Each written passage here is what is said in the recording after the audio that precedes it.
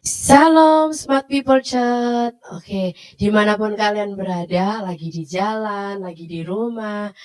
Thank you sudah nonton YouTube kita. Sebelum kita akan membahas tentang bisnis room kali ini, bersama saya Widayanti Kusmaningrum, bisa dipanggil Wiwit. Dan saat ini saya adalah bekerja di marketing ekspor impor dan saya juga sebagai dosen praktisi dan saya juga memiliki bisnis kopi dan nanti kita akan banyak belajar banyak hal dan saya juga melayani di sebuah gereja yaitu di gereja Mawar Sharon Surabaya di Next Gen Kid. Dan kali ini kita akan banyak sekali membahas tentang gimana sih menjadi seorang businessman atau business girl tapi tetap di dalam Tuhan. Oke, sebelumnya mari kita tutup mata, kita mau berdoa, minta tolong sama Tuhan supaya materi-materi hari ini bisa tersampaikan. Thank you Tuhan untuk hari ini, hari yang sungguh luar biasa bersama Engkau Tuhan. Dan kami percaya Tuhan ada sesuatu hal yang baru untuk kali ini Tuhan mengenai bisnis room Tuhan. Engkau pakai hati kami, siapkan hati kami, telinga kami Tuhan, pikiran kami Tuhan. Biar kami bisa memahami apa yang sebenarnya Engkau sampaikan kepada kami Tuhan. Thank you Tuhan, pakai jaringan ini nyaman Tuhan dan sampai dari awal hingga akhir hanya pernyataan-Mu saja Tuhan, tidak ada yang terputus supaya penyampaian itu bisa nyampe kepada kami semua Tuhan. Hanya di dalam nama Tuhan Yesus, haleluya, amin. Oke, teman-teman, saya sangat senang sekali bisa melayani di tempat ini, bisa berbagi tentang bagaimana sih menjadi seorang bisnis itu tetap di jalannya Tuhan. Kita akan coba bercerita. Saya akan bercerita zaman-zaman COVID. Mungkin flashback dulu, kalian zaman-zaman COVID itu bagaimana? Pasti ada yang kesusahan, bisnis mulai redup, bisnis mulai macet. Tapi kita akan belajar sebenarnya apa yang terjadi di saat itu. Di saat itu terjadi perubahan bisnis yang banyak mungkin didengar sama saudara-saudara startup, startup, startup. Atau yang mungkin sekarang lagi ngetrennya banyak aplikasi. Nah, itu adalah bisnis berdigital. Kita coba ya, kita belajar. Mungkin ada beberapa teman yang belum mengetahui bahwa industri itu memiliki revolusi. Di tahun 1780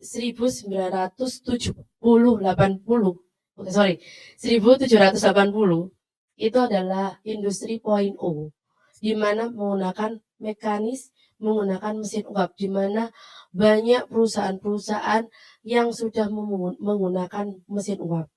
Kemudian di tahun 1870 menggunakan elektrifikasi yaitu produksi massal di mana banyak membutuhkan karyawan yang bisa kita sebut adalah padat karya pada saat itu. Kemudian di tahun 1970 itu adalah otomasi dan globalisasi. Itu adalah 3.0 yaitu produksi menggunakan komputer.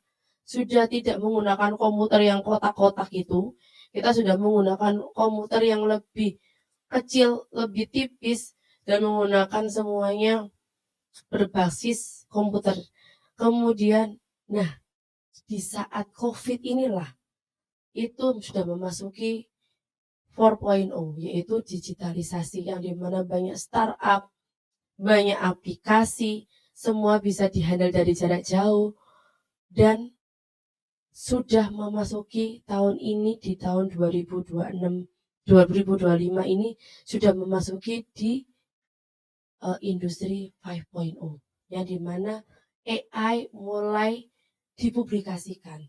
Semua menggunakan komputerisasi yang mirip dengan manusia dan itu memiliki dampak yang luar biasa di perusahaan besar maupun perusahaan kecil sekalipun itu adalah UMKM.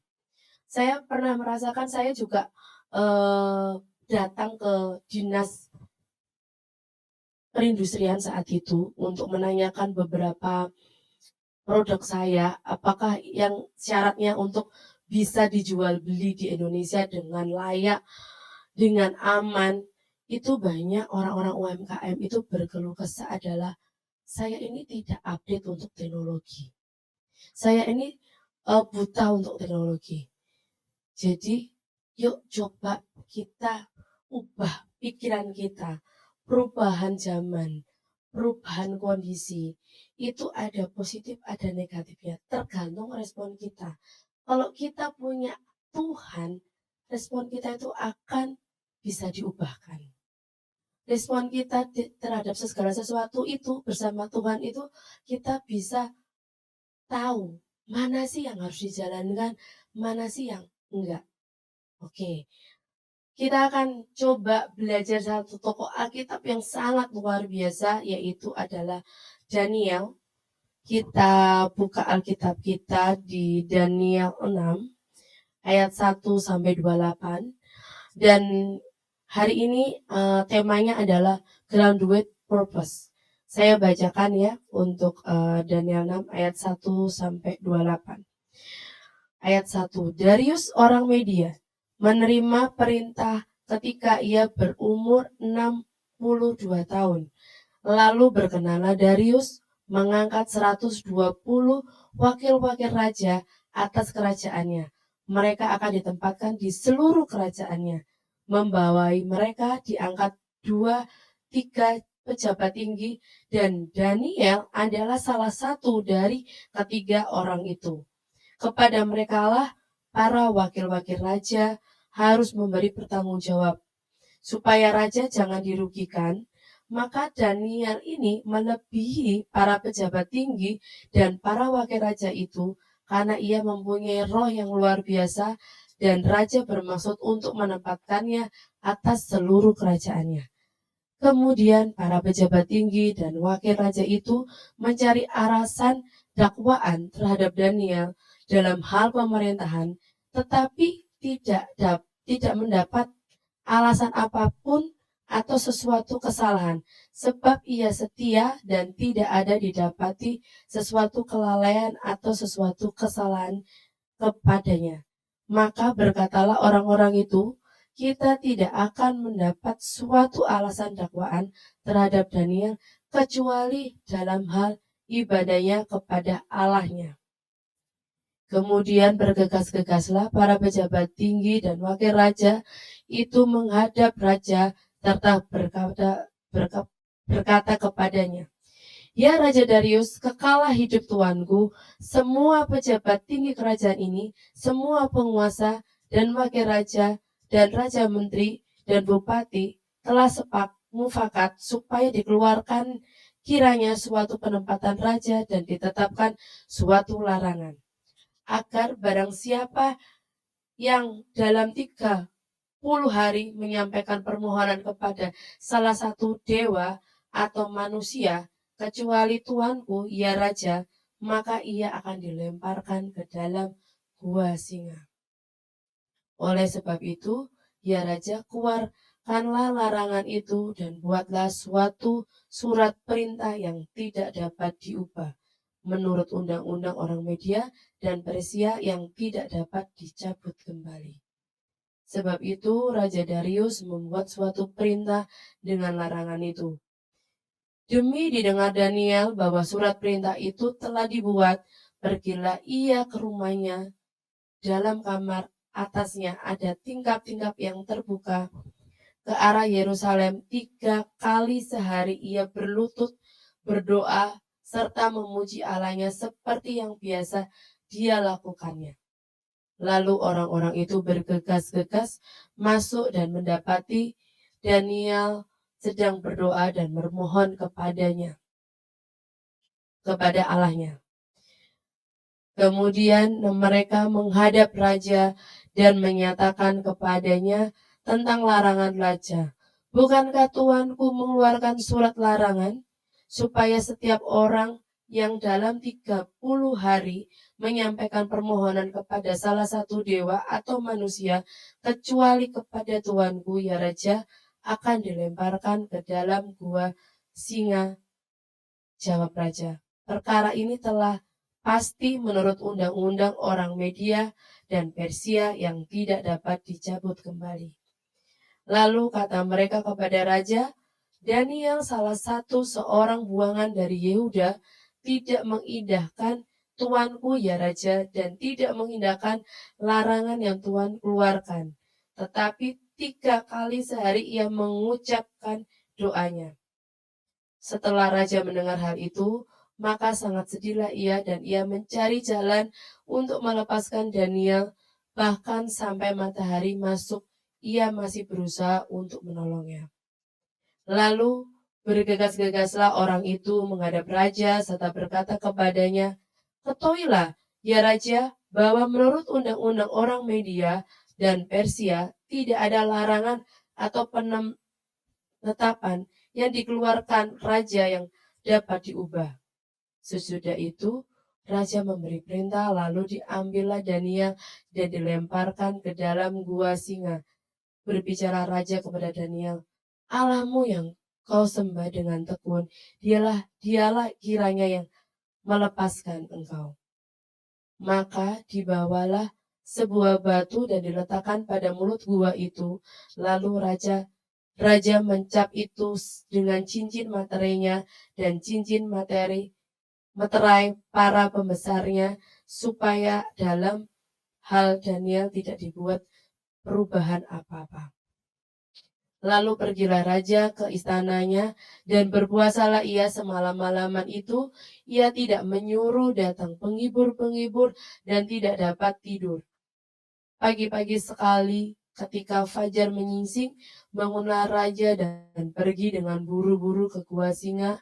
Dan ketika ia sampai dekat gua itu, berserulah ia kepada Daniel dengan suara yang sayu. Berkatalah ia kepada Daniel, Daniel, hamba Allah yang hidup, Allahmu yang kau sembah dengan tekun, telah sanggupkah ia melepaskan engkau dari singa-singa itu?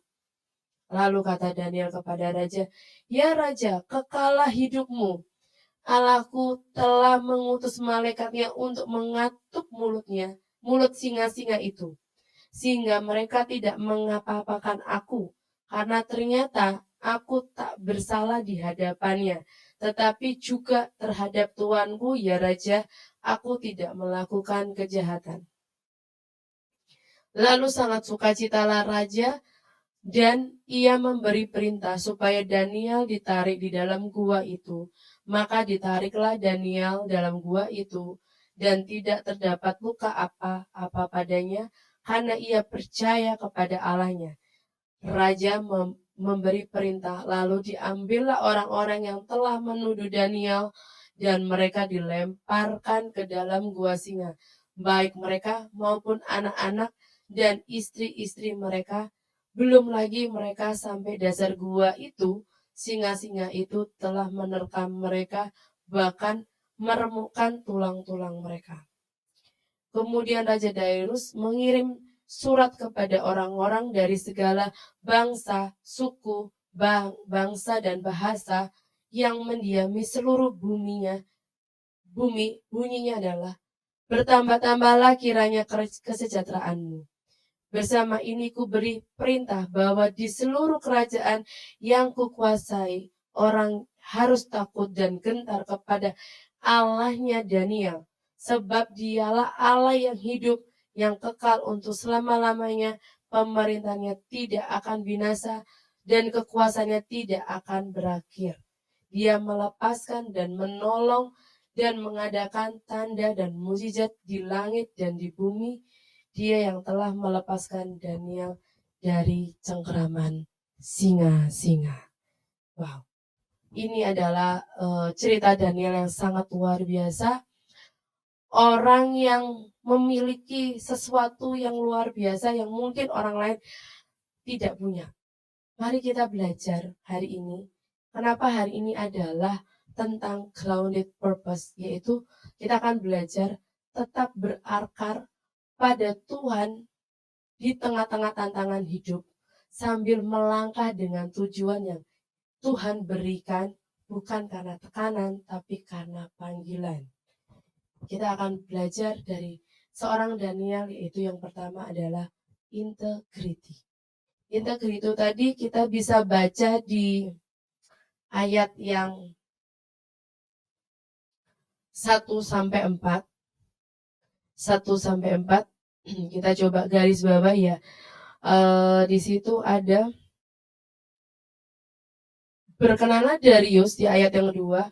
Lalu berkenanlah Darius mengangkat 120 wakil raja atas kerajaannya. Mereka akan ditempatkan di seluruh kerajaan, membawa mereka diangkat 23 pejabat tinggi, dan Daniel adalah salah satunya.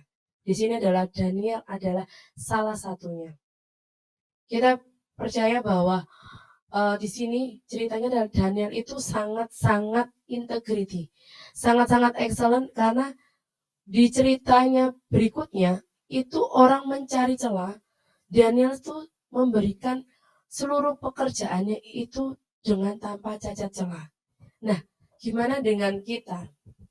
Kita di sini sudah memiliki teknologi yang banyak sekali, tapi ingatlah bahwa teknologi itu dibuat oleh manusia, bukan dari Tuhan. Bahkan teknologi itu bisa menjadi sebuah kesalahan ya, mungkin error atau apa. Kita kan biasanya kalau menggunakan komputer, tiba-tiba komputer itu hilang layarnya atau apa. Nah, itu karena buatan manusia, bukan buatan dari Tuhan. Di situ orang-orang yang menggunakan teknologi membangun sesuatu itu juga punya misi. Nah, apakah misi itu juga dari Tuhan atau bukan? Dan bahkan sebenarnya itu bisa dari Tuhan karena untuk supaya pekerjaan kita lebih excellent. Tapi ada juga orang-orang yang menggunakan itu sebagai, oh ya sudah, semuanya serba ada dengan teknologi. Semua bisa ditranslate dengan teknologi. Tapi kita nggak mau belajar. Kita nggak mau untuk melakukan dengan baik di hadapan Tuhan. Atau bahkan kalian pada saat sebagai pihak founder maupun owner, kan saya yang punya perusahaan ini ya, saya datangnya bisa jam 12, jam 1, seenaknya sendiri. Bagaimana dengan karyawan kalian di kantor? Apa yang dikatakan oleh karyawan di kantor? Kalian ingin membuat karyawan ini memiliki integritas juga enggak? Kalau dari pimpinan atau dari pihak founder kita memiliki integritas kita, orang itu akan melihat, oh pimpinanku tuh punya kedisiplinan yang luar biasa. Dia datang tepat waktu. Dia kalau misalnya pergi pun izin. Sekalipun dia pemilik perusahaan. Itu apa? Tanpa sengaja kalian bisa mengajarkan bahwa di bawah kalian tuh akan melakukan hal yang sama.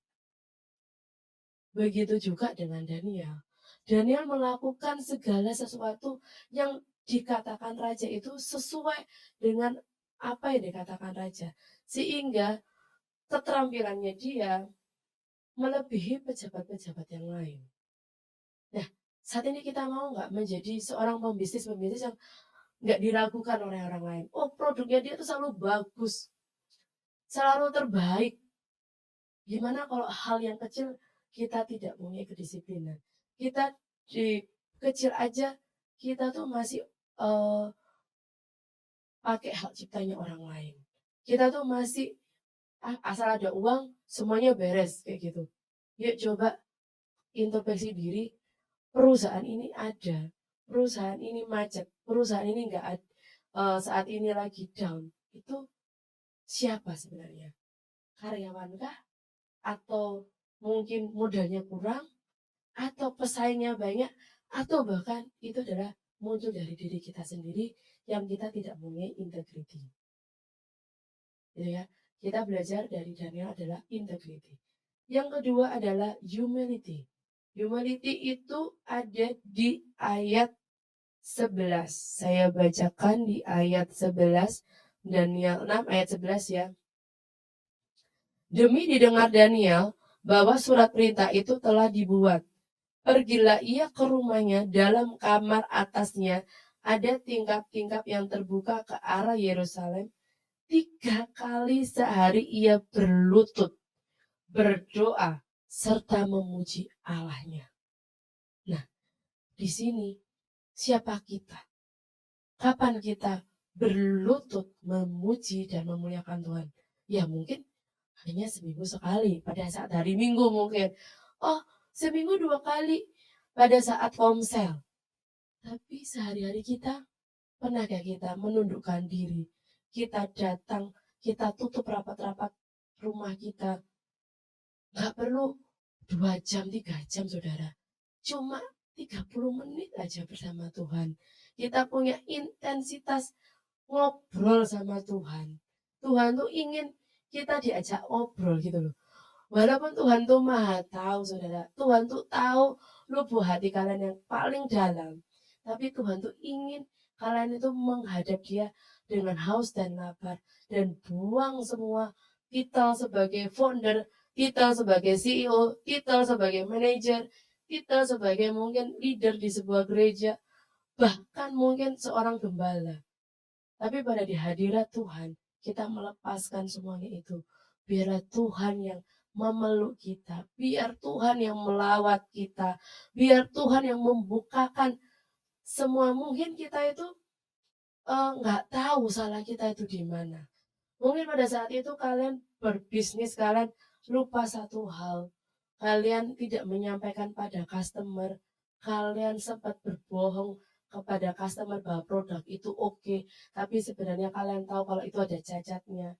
Tapi kalian abaikan demi sebuah keuntungan. Coba saat ini menghadap Tuhan, berlutut bersama Tuhan. Ke Tuhan itu bukan hanya sekedar minta pada saat kalian hari ini terjepit. Tapi belajar seperti Daniel itu adalah memuji. Memuji itu adalah kita mau worship bahwa Allah itu sangat besar, Allah itu maha kuasa, supaya Tuhan itu mengasih otoritas kepada kita. Apa sih Tuhan yang salah dari aku? Apa sih Tuhan bisnisku ini yang salah? Apa sih Tuhan, aku salahkah Tuhan? Ini kok banyak kredit-kredit yang macet tidak membayar. Apa yang harus aku lakukan? Bukan tanya ke orang lain, bukan tanya ke dukun ataupun siapapun itu, tapi tanyalah ke Tuhan. Gimana jawabnya? Nah, jawabnya adalah kita terus dan mau membuka firman Tuhan. Tuhan tuh pasti nyatakan, Tuhan, semuanya gini loh saudara, kalau kita kenal sama orang, kita sudah cuma say hello, kita nggak akan tahu isi hati itu, asi temannya kita tuh benar. Apakah teman kita suka makan pedas atau suka makan es krim atau apa. Tapi itu juga sama dengan Tuhan. Kalau kita itu tidak pernah ngobrol sama Tuhan, ya kita nggak akan dapat jawaban itu. Tapi percayalah jawaban itu ya dan amin. Sekalipun itu prosesnya panjang. Sebuah proses itu akan membentuk kita.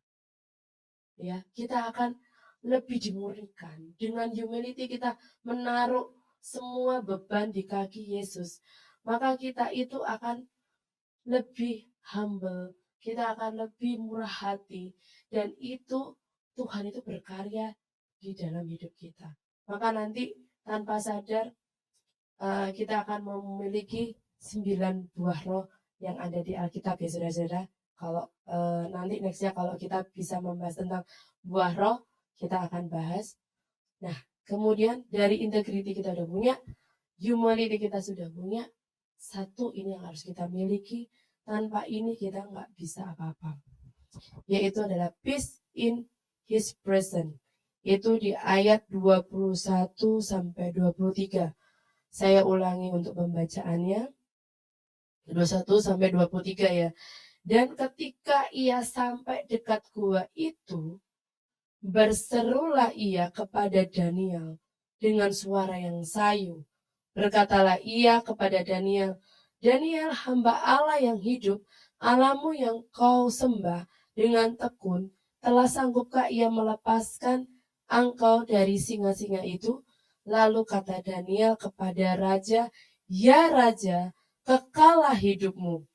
Allahku telah mengutus malaikat-malaikatnya untuk mengantupkan mulut singa-singa itu sehingga mereka tidak mengapa-ngapakan aku karena ternyata aku tak bersalah di hadapannya tetapi juga terhadap Tuanku ya Raja aku tidak melakukan kesalahan.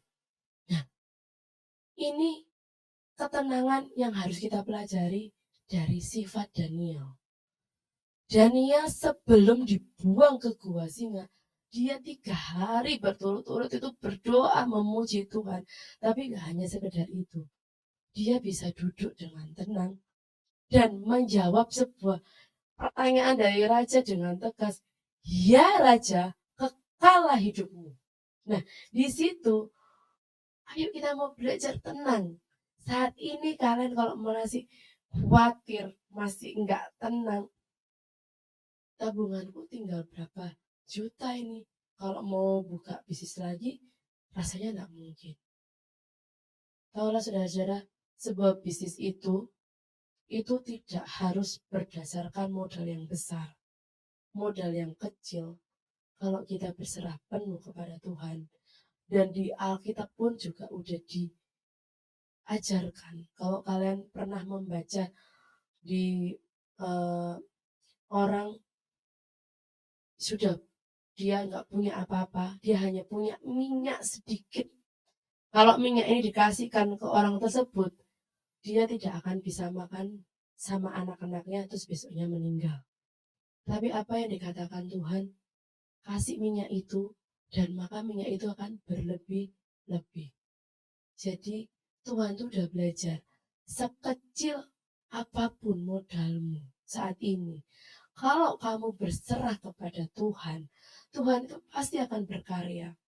Percayalah kalau Tuhan itu sayang dengan anak-anaknya yang rajin, anak-anaknya suka memuji Tuhan, anak-anaknya suka membantu orang lain, anak-anak yang sekalipun dia hebat, sekalipun perusahaannya sudah banyak cabangnya di mana-mana, dia tidak pernah sekalipun menjelekkan produk dari saingannya. Bahkan pesaing-pesaingnya dia kumpulkan, dia belajar banyak dengan hal mau berbagi ilmu. Yuk teman-teman, dunia memang gak baik-baik aja, tapi respon hati kita yang baik, tindakan kita yang harus kita rubah. Kalau saat ini integritas kita sudah mulai condong tidak baik, sudah mulai curi-curi uang yang bukan milik kita, atau mungkin kita bisa mencuri-curi waktu yang bukan hak kita, kembali kepada Tuhan. Duduk diam, lepaskan semua beban, lepaskan jabatan yang ada di hadapan Tuhan, nangislah di hadapan Tuhan, berlututlah, kemudian setelah katakan amin, berjalanlah dengan tenang. Lakukan setiap pekerjaan itu di dalam Tuhan Yesus. Lakukan sekecil apapun yang hari ini mungkin hanya punya modal 5 juta. Lakukan dengan baik. Kalau kalian gini, kalau kalian menyerahkan 5 juta itu di hadapan Tuhan, bukan diserahkan kepada gereja ya, bukan. Maksudnya 5 juta ini kalian serahkan, ngomong sama Tuhan, Tuhan aku punya 5 juta, aku mau buat apa ini? Tuhan tuh akan dengan signifikan, oh uang ini bagi ini, uang ini bagi ini, itu pasti akan cukup. Pasti akan cukup. Dan Tuhan tuh akan kirim-kirim konsumen-konsumen yang baik, konsumen-konsumen yang mungkin akan terus dan terus mensupport kalian. Ya, bicara itu, saya juga belajar dari hal itu. Saya di bisnis kopi itu kalau dilihat itu adalah hal kebodohan yang saya lakukan, di mana pesaing kopi itu cukup banyak. Bahkan beberapa mereka yang sudah sekarang menjadi besar, mereka mempunyai IPO di luar sana ya, yang mungkin saudara-saudara juga dengar, yaitu Kopi Kenangan, Pore, dan lain sebagainya. Kok kita baru masuk, kita baru memulai, ya gitu. Nggak apa-apa, saya percaya bahwa Tuhan tuh punya maksud tertentu di dalam hal itu. Saya nggak jadi pesaing mereka, saya nggak akan menjatuhkan produknya mereka. Malah saya belajar apa yang bisa saya bantu untuk menjadi partner bisnis dengan kalian. Coba belajar seperti itu. Tapi itu tidak bisa terjadi kalau kita masih khawatir, kita masih nggak tenang. Atau udah deh, kan saya tidak bisa melakukan semua pekerjaan ini. Saya mau ngajari karyawan saya mau bagi ilmu saya. Tapi ada sedikit kekhawatiran, nanti pegawai saya bisa melebihi saya. Percayalah, saudara-saudara, segala sesuatu yang sudah diciptakan oleh Tuhan, sudah disetujui dan distempel oleh Tuhan, itu tidak ada kesamaan. Sekalipun kelihatan secara mata manusia itu sama, tapi kita pasti punya kelebihan. Dan karyawan nanti itu akan membangun perusahaan itu, dia juga akan mempunyai kelebihan tertentu yang mungkin kita nggak miliki. Tapi itu bukan menjadi pesaing, tapi menjadi motivasi buat kita untuk kita lebih baik lagi. Dan apapun yang ilmu yang sudah kita berikan kepada orang lain, secara nggak langsung kalian akan mendapatkan ilmu itu lebih dan lebih. Dari hal ini kita bisa belajar dari sosok Daniel, belajar yang sosok Daniel yang sangat rendah hati, sangat integriti, sangat humanity, bahkan dia memiliki sifat yang tenang di dalam hadirat Tuhan. Kita belajar hal itu, dan ada satu quote yang saya buat, yaitu adalah when your root are in the God, your purpose won't be second be pressure. Di sini adalah saya ulangi lagi, when your root are in the God, your purpose won't second be pressure. Saya ulangi lagi supaya 3 kali kita akan masuk dalam hati kita. When your root are the God, your purpose won't be second be pressure. Ketika akar itu di dalam Tuhan, akar itu terbentuk, saudara-saudara, itu bukan hanya sekedar kita melayani, bukan hanya sekedar kita punya jabatan di gereja, tapi kita punya sesuatu di dalam hati kita percaya 100% kepada Tuhan, enggak setengah-setengah lagi, enggak 50% lagi, enggak hanya datang ke Tuhan pada saat kita sedih, kita susah, kita kecepit, tapi pada saat kita bahagia, kita akan terus memuji dan memuliakan Tuhan. Dan berakarnya itu terlihat bahwa orang lain melihat bahwa hidup kita itu dipenuhi dengan kemuliaan Allah. Sekalipun hari ini kalian mengalami keadaan sesulit apapun, tapi kalian masih mengucap syukur, masih bersuka cita, masih bisa menolong orang lain, itu adalah bukti bahwa kalian itu sudah berakar di dalam Tuhan. Dan kalau sudah berakar seperti pohon, kalau pohon itu sudah akarnya sampai masuk ke tanah yang paling tanahnya di bawah muka bumi, itu dipotong pun mereka tetap tumbuh. Digoyang pun gempa bumi mereka tetap tumbuh. Begitu juga dengan kita. Kalau kita sudah 100% percaya sama Tuhan, semua apa yang kita lakukan tuh selalu minta petunjuk sama Tuhan. Tuhan, apa yang salah? Apa yang harus aku perbarui, dan mau belajar untuk memperbarui. Kita itu badai apapun itu tidak akan mengubahkan kita, tidak akan mengubahkan tujuan kita. Saya sedikit sharing, Tuhan itu kalau udah punya rencana, itu nggak ada yang bisa nutup. Jadi saya itu punya keinginan waktu dulu lulus S1, langsung pengen cepat S2. Tapi ternyata Tuhan tidak berkenan karena dana yang nggak ada, dan waktu itu saya masih merintis karir. Jadi tidak dilakukan. Dan pada saat di mana dana itu saya ada dan itu bukan dari orang tua dan tabungan yang saya simpan, terus saya bilang sama Tuhan, kalau emang ini kehendak Tuhan, maka terjadilah. Dan memang ini adalah challenge yang mungkin kata teman-teman saya, kok bisa sih kamu masuk di sana? Itu kan universitas yang paling sulit. Sulit masuk, sulit keluar. Jadi kalau sudah masuk, lulusnya akan lama. Itu yang selalu image yang ada di universitas itu. Tapi kalau kamu bisa melewatin itu, kamu bisa berkarya di mana-mana. Nah saat itu saya bilang sama orang tua dan orang tua mengizinkan saya coba dan berhasil. Dan hari ini tuh sampai nggak nyangka harusnya S2 itu lulus 2 tahun, ternyata dengan kasih karunia Tuhan itu bisa 1,5 tahun. Dan 1,5 tahun itu ternyata Tuhan ada maksud. Kenapa? Pada saat saya selesai sidang, papa saya itu kritis dipanggil oleh Tuhan. Dan seandainya pada saat itu saya nggak sekolah di situ, pada saat papa pengobatan di Surabaya, saya juga nggak tahu saya akan konsultasi ke siapa. Dan ternyata di sekolah tersebut ada teman yang saya kenal sebagai dokter. Kalau saya mungkin daftarnya sudah duluan, saya mungkin nggak kenal dengan dokter tersebut.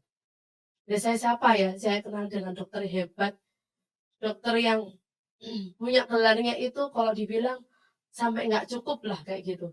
Tapi dengan beliau, papaku tuh bisa tenang dalam pengobatan itu. Tapi apapun itu, kalau Tuhan berkata selesai, ya selesai. Akhirnya dipanggillah papa ke di surga. Di saat itulah papa juga merasakan bahwa senang, bahwa sudah tahu anaknya sudah lulus dan papa juga waktu perjalanannya papa sendiri yang meminta untuk melakukan ibadah di rumah sakit. Itu saya juga nggak ngira gitu loh.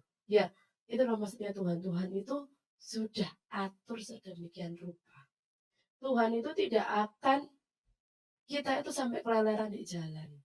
Tuhan itu tidak akan kayak diam melihat anaknya itu kesakitan. Tuhan itu akan bantu.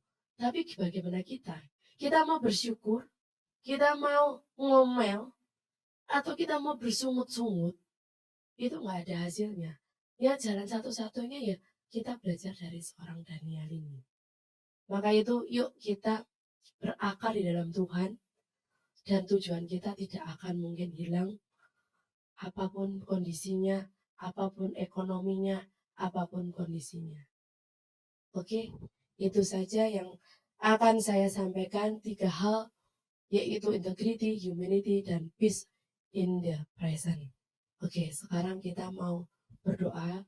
Saya mau mendoakan setiap teman-teman di sini.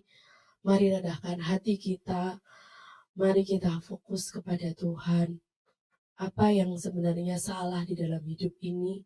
Sampai hari ini nggak ada jalan sekalipun sudah mencoba Tuhan. Mari kita tutup mata dan rendahkan hati. Ya Tuhan, terima kasih untuk hari ini. Terima kasih untuk segalanya Tuhan. Hari ini kami masih ada. Itu karena kuasa dan kasih karunia-Mu. Itu karena kasih-Mu yang sungguh luar biasa. Saya berdoa Tuhan untuk teman-teman atau saudara-saudara yang melihat YouTube ini Tuhan. Hari ini mungkin mereka mengalami kesulitan keuangan, ekonomi, ataupun bahkan nggak tahu arahnya kemana Tuhan. Bangkitkan Tuhan. Bangkitkan imannya Tuhan. Bangkitkan lagi Tuhan, skill-skillnya lagi Tuhan. Cara-cara yang ilahi Tuhan, yang berasal dari Engkau Tuhan. Bentuk mereka Tuhan, proses mereka lebih lagi Tuhan. Ampuni Tuhan jika mungkin bertahun-tahun mereka nggak paham bahwa itu adalah sebuah kesalahan yang besar Tuhan. Yang ditutup-tutupi Tuhan. Yang akhirnya menjadi sebuah bom yang besar Tuhan. Kami minta ampun Tuhan. Belas kasih-Mu saja Tuhan, kami minta Tuhan, ampuni Tuhan, kesalahan-kesalahan demi kesalahan Tuhan. Engkau murnikan hati mereka, Engkau yang akan berbicara secara pribadi kepada mereka.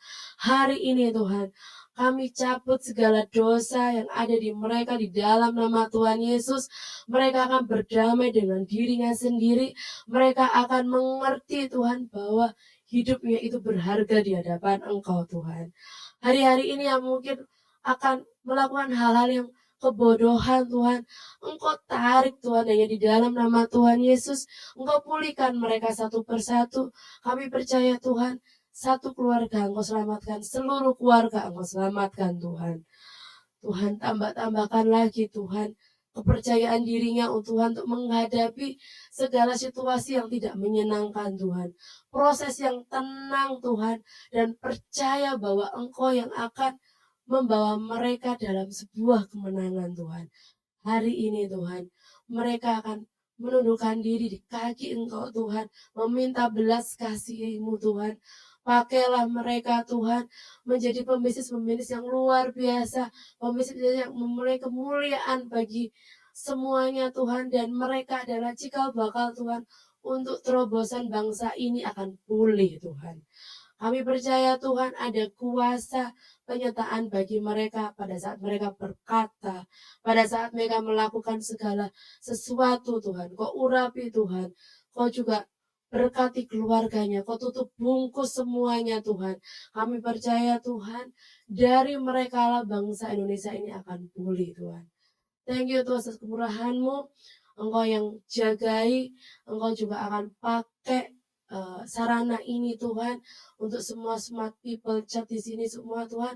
Engkau berkati Tuhan, biarlah semua pengurusnya juga mengandalkan Engkau semua Tuhan. Thank you Tuhan atas kemurahan-Mu, hanya di dalam nama Tuhan Yesus. Haleluya. Amin.